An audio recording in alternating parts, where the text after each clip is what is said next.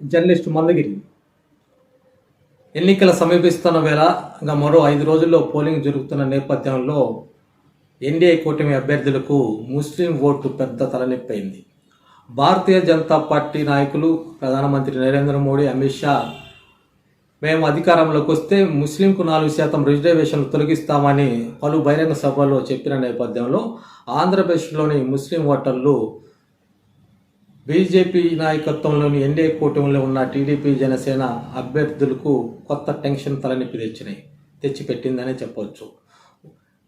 ప్రస్తుతానికి మామూలుగా వైఎస్ఆర్సీపీకి ముస్లిం ఓట్ బ్యాంక్ అనుకూలంగా ఉన్న నేపథ్యంలో ప్రభుత్వ వ్యతిరేకతతో కొంత టీడీపీ, జనసేన కూటమి బీజేపీ కూటమి చేరుతుంది అనుకున్న నేపథ్యంలో వివాదాస్పదమైన వ్యాఖ్యలు చేసిన భారతీయ జనతా పార్టీ నాయకుల వ్యాఖ్యలతో ముస్లిం ఓటు గణనీయంగా కాంగ్రెస్ పార్టీకి షిఫ్ట్ అవుతుందో అనేది జనాల్లో చర్చ ఉంది. మనం గ్రౌండ్ రిపోర్ట్లో కూడా చూసినా ముస్లిం ఓటు గణనీయంగా వైఎస్ఆర్సీపీకి ఉన్న ఓటు అట్లే ఉండి ఇతర తటస్థ ఓటర్లు తెలుగుదేశం వైపు ఆకర్షితులైన ఓటు బ్యాంకు గణనీయంగా కాంగ్రెస్ పార్టీకి పార్లమెంట్ అభ్యర్థికి వేసే విధంగా వ్యూహాత్మకంగా అడుగులు వేస్తున్నారు.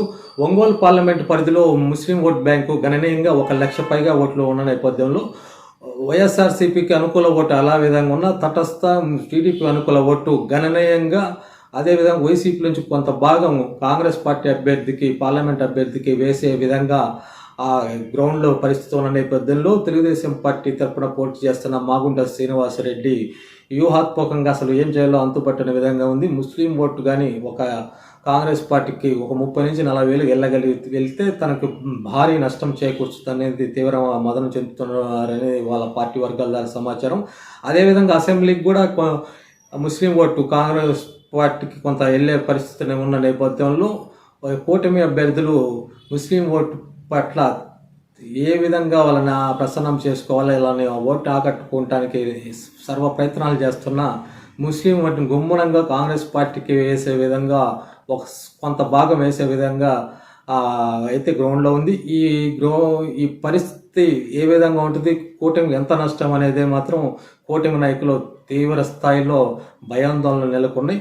మొత్తం మీద ఇప్పుడు పరిస్థితి అయితే వైసీపీ అనుకూలంగా ఉన్న ముస్లిం ఓట్ బ్యాంకులు ఏదో 4-5% పోయే పరిస్థితి అయితే కనపడుతుంది. కానీ టీడీపీ అనుకూల ముస్లిం ఓటు మాత్రం గణనీయంగా కాంగ్రెస్ పార్టీకి షిఫ్ట్ అయితే ఫలితాల్లో తీవ్ర మార్పు వచ్చే పరిస్థితి అయితే ఉంటుందనేది రాజకీయ వర్గాలు అంచనా వేస్తున్నాయి. ఏదైనా ముస్లిం ఓటు ఎవరి వైపు కాంగ్రెస్ పార్టీకి వెళ్తుందా లేదా అనే అంశం రేపు ఎన్నికల ఫలితాలు నాటికి అని మనకు తేటతెల్లం కాదు.